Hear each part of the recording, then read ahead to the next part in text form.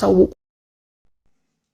በጣም ያሳዝናል በእውነቱ ማለት ነው። እና ይህን ቪዲዮ መጀመሪያ ላይ እንደሰማችሁት እንግዲህ አስፋው ህይወቱ እንዳለፈ ነው ስትናገር የነበረው እቺ ልጅ ማለት ነው። እና በጣም ያሳዝናል። ብቻ ዶክተሮቹ ለማትረፍ ብዙ ጥረት ቢያደርጉም ያው ህይወቱ ሊተርፍ እንዳልተቻለ ነው ስትናገር የነበረው። በእውነት በጣም ያሳዝናል ማለት ነው። እና እንግዲህ እቺ የተናገረችው ወይም ደግሞ ይህን መረጃ ያወጣችው በቅርብ የምትከታተል ሰው ትመስለኛለች። ምክንያቱም ከንግግሮቿ ማለት ነው። እና መቼም ሰው ከመሬት ተነስቶ እንዲህ ነው ብሎ ይናገራል የሚልም እምነት ስለሌለኝ ማለት ነው።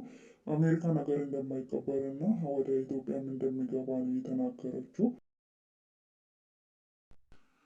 ሰላም ውድና የተከበራችሁ የቻናሌ ቤተሰቦች እንዴት ናችሁ? እኔ ደህና ነኝ፣ እግዚአብሔር ይመስገን። ዛሬ በጣም ልብ በሚሰብር ዜና ነው ተመልሼ የመጣሁት። መጀመሪያ ላይም እንደሰማችሁ ነው በእውነቱ እኔ ማመን ያቃተኝ ማለት ነው። እና በጣም ያሳዝናል። ምክንያቱም በዚህ ደረጃ አልጠብቀውም ነበረ። እኔ እንደ ራሴ በዚህ ደረጃ አልጠብቀውም ነበረ። መቼም አስፋው መሸሻ እንደ ማንኛውም ሰው ወይም ደግሞ መጥፎ ስራ የሚሰራ ሰው አይደለም። በመልካምነት የሚታወቅ ሰው ነው። ብዙ ሰው ህይወቱ አልፏል ብሎ ይናገራሉ። ያው እዚህ ሚዲያ ላይ ህይወቱ አልፏል እንዲህ ነው የሚባለው ነገር አለ። ያ ነገር ደግሞ ያ ሰው ከሚሰራ ስራ ተነስተን የምንለው ነገር አለ። ምክንያቱም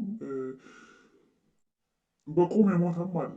እንደዛ ማለት ፈልጌ ነው። እና አሁን ለምሳሌ እንደ ዮኒ ማኛ የማይሆን ቦታ የሚገኝ ሰው በቃ ተግባሩን ስንጠላው የቆመ የሞተ ሰው እንደዛ ሞቷል ብለን ልንናገረው እንችላለን። ምክንያቱም ደህና ሰው እንደ ሰው ስለሚያስብ ማለት ነው። እና አስፋው መሸሻ ደግሞ ከዛ ሁሉም ንጹህ ነው። በመልካምነት ነው የሚታወቀው። የደሃ አባት ነው። በመልካምነት እንጂ እኔ መጥፎ ስራ በመስራት እሱን አይቼም ሰምቼም ስለማላውቅ ሌሎችም ደግሞ ያልሆነውን ነገር ሆኗል ብሎ ይናገራሉ የሚል እምነትም የለኝም። ብዙ ሰዎች ደግሞ ህይወቱ አልፏል ብሎ እያወሩ ይገኛሉ ማለት ነው። እና ከአንድም ሁለት ሶስት ብዙ ሰዎችም አይቼዋለሁ። የነበረው ህመም ስትሮክ መባል ህመም አለ ግን እና በመጀመሪያ ጊዜ ነው የሰማሁት ማለት ነው። እና ይቅርታ አድርጉልኝ። ምክንያቱም እኔ የምር የመጀመሪያ ጊዜ ነው ስትሮክ የሚባል ህመም የሰማሁት ማለት ነው። እና በህክምና ቆይቶ ያው ሊተርፍ እንዳልቻለ አሁን ላይ ህይወቱ እንዳለፈ ነው ስትናገር የነበረው ማለት ነው እህታችን። ያው የቅርብ ዘመዱ ልትሆን ትችላለች፣ አላውቅም። ማለት ያው በቅርብ እንደተከታተለ ሰው ሆና ነው ስትናገር የነበረው። ምክንያቱም እዛ አሜሪካ ብዙ ሰዎች ህክምና ሲያደርጉለት ማለት ዶክተሮቹ እዛ ባሉበት ቦታ ላይ ሆነው ኢትዮጵያኖቹ ደግሞ እዛ ብዙ ሰው እሱ ጋር ተገኝቶ ሲጠይቅ እንደነበረ ይሁን እንጂ ህይወቱ ሊተርፍ እንዳልቻለ አድርጋ ነው ስትናገር የነበረው። ያው በቅርበት ታውቃለች ብዬ ነው የማስበው። እና እንደዛም ሆኖ ደግሞ አሜሪካን ሀገር እንደማይቀበር እና ሬሳው ወደ ኢትዮጵያ እንደሚገባ ነው የተናገረችው ማለት ነው። እና አንድ እህታችን ተናግራለች።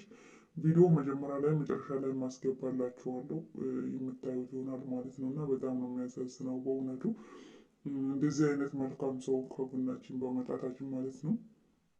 እኔ በመልካምነቱ እንጂ በመጥፎ ስራ ስለማላውቅ ምን ልበላችሁ በጣም አዝኛለሁኝ። ብዙ ሰዎች እያወሩ ነው እየተናገሩ ነው በትልቅ ሚዲያ። በእርግጥ አላየሁትም፣ ግን አንዳንዶች ደግሞ እንደዚህ ህይወቱ አልፏል ብሎ ብዙ ሰው ቪዲዮ ሰርተዋል ማለት ነው። ያው ሚዲያ ላይ ያለው ነገር ብዙ ጊዜ ያው አሳማኝ ነገር ባይሆንም ብዙም ባያሳምንም ግን እቺ ልጅ እንዲያምን አድርገኛለች። እውነት ነው ብዬ እንድቀበል አድርገኛለች ማለት ነው። እና ንግግሯ ያሳምናል በእውነቱ። ምንም በቃ እኔ እንጃ። እንዲሁም በቅርበት እንደሚያውቅ ሰው ሆና ነው ስትናገር የነበረው ማለት ነው። እንደዛ ብላለች። እንግዲህ ከባድ ነው። በዚህን ሰዓት ሚዲያ ማመን ማለት በጣም ከባድ ነው። በእርግጥ እንደዚህ አይነት ቪዲዮዎች ብዙ ሰው ያያል፣ ብዙ ሰው ይደነግጣል። ቤተሰቦች አሉ፣ ልጅም ይኖረዋል እና አንድ ልጅ አለው መሰለኝ እና እንደዚህ አይነት ነገር ደግሞ ሰው በሚዲያ ሳይ በጣም ይደነግጣል፣ ያስደነግጣል ማለት ነው። ብቻ እኔ እስካሁንም ማመን አቅቶኛል። እርግጠኛ ሆና ስለተናገረች ምንም እኔ ውሸት ነው ሊል አልችልም። ስትናገር የነበረው ሌሎቹ ጋር አይቼዋለሁ እንደዚህ አይነት እና እንደዛ ብላ ተናግራለች ማለት ነው። እህታችን በጣም ይከብዳል። ያው ከባድ ነው። ከባድ ነው። እኔ በጣም አዝኛለሁ። እንደ አንድ ሰው አዝኛለሁ። ለሚዲያዎቹም አዝኛለሁ።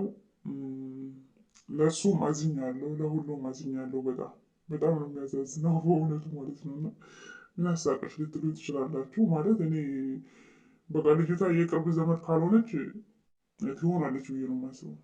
መቼም የሩቅ ዘመድ እንደዚህ ሁሉም ነገር አውቆ እንደዚህ ይናገራል የሚል እምነትም ስለሌለኝ የቅርብ ዘመድ ነው የምትሆኑ ብዬ ነው የማስበው። እና ዛሬ ጠዋት ላይ ነው ህይወቱ ያለፈው ብላ ነው የተናገረችው። እና ሬሳውም ደግሞ ወደ ኢትዮጵያ እንደሚገባ ኢትዮጵያ እንደሚቀበርም ነው እየተናገረችው ማለት ነው። ብቻ ምን ልበላችሁ፣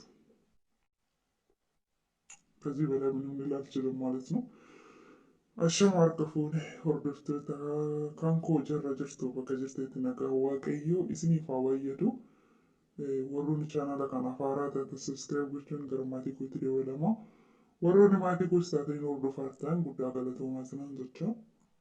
Har'a oduu gaddaatu walitti deebinee akkuma jalqaba irratti argitanii sagalee mucattii kanaa itti isinii galcha viidiyoo keessatti jechuudha. Waan baay'ee garaa nama nyaatu nama gaddisiisudha. Egaa Asfaaw namni hin beekne hin jiru. Hundummaan keenya yoo akkuma beeknudha. Namni kun yaaliidhaaf biyya Ameerikaa deemee ture. Haa ta'u malee doktoroonni yaala turanii garuu hafuu akka hin dandeenye dhukkubni inni dhukkubsachaa tures strook dhukkuba jedhamu akka ta'edha kan isheen dubbatte jechuudha. Doktoroonni akka inni fayyuuf yaalii guddaa taasisanii turanii haa ta'u malee garuu fayyuu akka hin dandeenyedha kan dubbatamaa jiru. Namoonni baay'een illee Asfaaw lubbuun isaa akka darbedha kan himaa jirani. Viidiyoo kana irratti jalqaba irratti yoo dhageessanii jiraattanii dhageessan jiran yaada. Viidiyoo gidduudhaatti isinii agarsiisu jechuudha. Ganama har'aa akka du'eedha, akka lubbuun isaa ganama har'aa dabarteedha kan isheen dubbachaa jirtu jechuudha. Kanaaf biyya Ameerikaa keessatti illee awwaalamuu akka hin qabne biyya Itoophiyaatti galee akka awwaalamuudha. Reeffi isaa gara Itoophiyaa akka galuu qabudha kan dubbachaa jirtu jechuudha. Ani nama isa itti dhiyaattu jedheen yaada malee nama akkas miidiyaadhaan qofa miidiyaadhaaf jecha dubbatu jedhee hin yaadu. Sababiin isaa jechi isheen dubbattu dhugaa namatti fakkeessa waan ta'eefiyyuu dhugaadha nama jechisiisa waan ta'eefiyyuu jechuudha. Ishee qofa osoo hin taane namoota biroo jalatti illee viidiyoo kana argeetidha kanan ture haaluma wal fakkaataadhaani. Lubbuun isaa darbee jira kan jedhanii dubbataatidha kan jiran jechuudha. Na baay'ee akka garaa nama nyaata. Jechuun namni miidiyaa kana irratti yeroo baay'ee yoo namni amala badaa qabaate yookiin waan badaa dubbate fakkeenya akka yoonii maanyaa sammuna kana obboleettii keenya irratti rakkoo isheen keessa jirtu osuma beekuu nama ajjeestee ajjeefamuu qabdi gargaaramuu hin qabdu jedhee nama dubbachaa jirudha namni kuni. Yeroo ammaa kana keessatti yoonii maanyaa namni itti hin gaddine qalbiin isaa itti hin cabne hin jira jedhee ani hin yaadu jechuudha. Maaliif jennaan bakka obboleettii kanaa hoggaa buunee yaadnee baay'ee ulfaata jechuudha. Tarii mucayyoon kun itti yaaddee miti kan hojii kana goote biyya ormaa keessatti guddaan isaaniitti iyyuu nama dogongorsiisaa osoo afaan hin barin ji'a torbaa biyyarraa baatee maatii ishee irraa gargar baatee ji'a torbaffaatti rakkoon akkanaa kun ishee irra gahee jechuudha. Ta'ee yommuutu waaqayyoon ishee gargaaree gargaarsa waaqayyooti jedheen yaada ani har'a irratti jechuudha. Sababiin isaa yaa ajjeefamte osoo jedhanii lubbuu mucoo kana baasuu numa danda'a. Maaliif seera Saawudiiti waan ta'eefiyyuu seera biyyattiin ittiin bultu waan ta'eefiyyuu jechuudha. Haa ta'u malee garuu jarri gara birriitti jijjiiranii jiranii jechuudha yeroo ammaa kanatti. Kanaaf sa'aatii namni cinaa mucayyoo kanaatitti argamee guddaa xiqqaan kun kadhannaadhaan kan qabu qarshiidhaan humna ofiitiin waan danda'aniin cinaa dhaabbatanii mucayyoo kana deeggaraa jiranitti inni garuu jechoota garaagaraa dubbachaatidha kan ture jechuudha. Akkasumallee mucayyoo qofa osoo hin taaneyyuu dubartoota biyya Arabaa walumaa galatti jechoota garaagaraa jechuudhaan arrabsuudhaan xiqqeechuudhaan waan garaagaraatii dubbachaatii ture jechuudha. Kana jechuun kan koo namoonni gaafa waan badaa namaan jiran yookiin lubbuun nama sanii darbii gaafa namaan jedhanii dubbatan illee nama tokko irratti eenyummaa nama sanii arganii gaarummaaf badummaa nama sanii erga hubatanii booda namni sun akkas jedhan malee Asfaaw Mashashaa nama akkas jedhamee irraa dubbatamus jedhee ani hin yaadu jechuudha.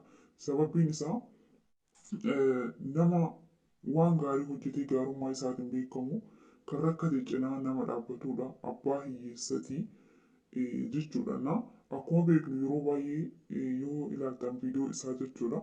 Kan boo'e waliin nama boo'u, kan gadde waliin nama gaddudha jechuudha. Yeroo baay'ee eenyummaan fuula isaatirraa hin dhabamu. Namni boo'ee hoggaa argitan dhugaa dubbachuudhaa fi yeroo baay'ee eenyummaan buustee kan boo'u dubartiidha. Garuu ilma dhiiraa ta'ee gaafa namni rakkatee argu keessa isaatii gaddee boo'a jechuudha. Fakkeessuudhaaf miidiyaadhaaf jechuun osoo hin taane nama keessa isaatii gaddee boo'uudha yeroo baay'ee jechuudha. Akkuma argaa turre kanaaf gaarummaan nama haala kanaan ibsama. Haala kanaan mul'isaa turedha. Nama waan badaa hojjetu osoo hin taane nama waan gaarii hojjechaa turedha jechuudha. Kanaaf osoo lubbuun isaa hin darbin darbe jedhanii irrattis hin dubbatan jedhee ani hin yaadu jechuudha. Garuu viidiyoo kana keessatti mucayyoon kun akkuma sagalee ishee dhageessan keessatti lubbuun isaa akka darbedha. Doktoroonni fayyisuudhaaf yaalii cimaa taasisaafis turan garuu lubbuun isaa hafuu hin dandeenye jetteetidha kan dubbatte jechuudha. Reeffi isaatillee gara Itoophiyaa akka galu kan dubartiin kun dubbatte jechuudha. Kanaafuu nama dhiyeenyaan itti beeku keessa isa beeku yoo hin ta'in lafumaa kaatee maqaa nama kanaa balleessuudhaaf jecha yookaan ammoo miidiyaadhaaf jecha gocha kanaatillee hin raawwatinatti hin fakkaatu jechuudha. Baay'ee namatti dhagahama. Lubbuun dhala namaa osuma hin beekin tasa yoo dabartu jechuudha. Akka isheen dubbattetti akka sagalee ishee keessatti ganama har'aa akka lubbuun isaa darbedha kan isheen dubbatte jechuudha.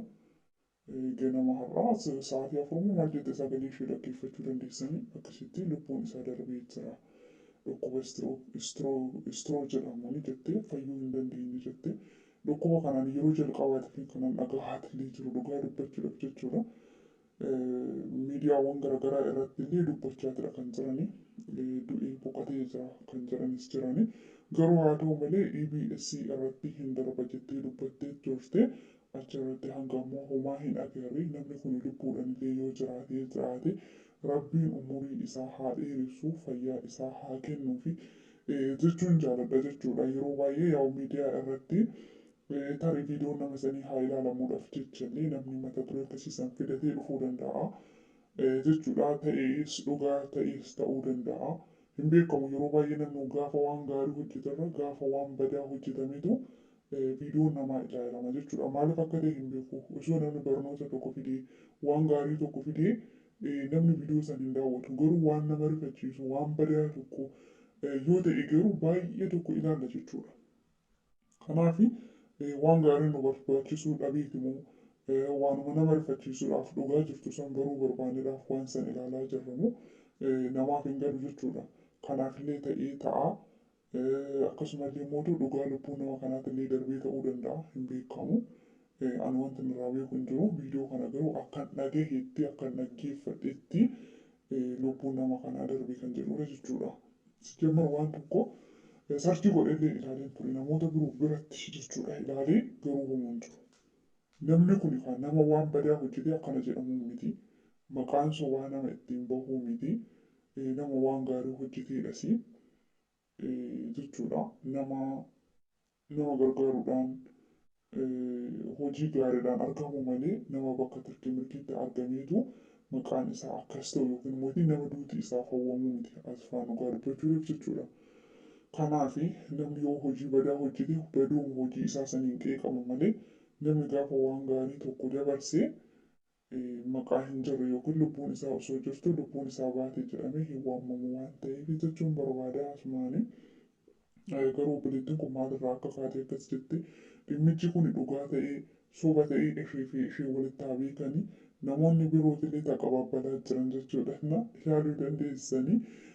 Baay'ee tokko na dhibeesii baay'ee tokko na gaddisiisesi hin beekamu yaa'u dhugaas ta'a sobas ta'a wanti miidiyaa kana irratti argamu hundi dhugaadha jedhanii fudhachuudhaaf illee baay'ee nama rakkisu garuu jechoonni isheen dubbatte immoo dhugaadha akka nama jechisiisullee nama taasisa jechuun barbaade jechuu kan kooti jechuudha. Kanaaf viidiyoon kiyyaa kana fakkaata. Yoon dogongoree as keessatti dhiifama naaf godhaa isiniin jechuun jaalladha. Hanga viidiyoo birootiin walitti deebinutti turtiin keessan turtii gaarii isiniif haa ta'u.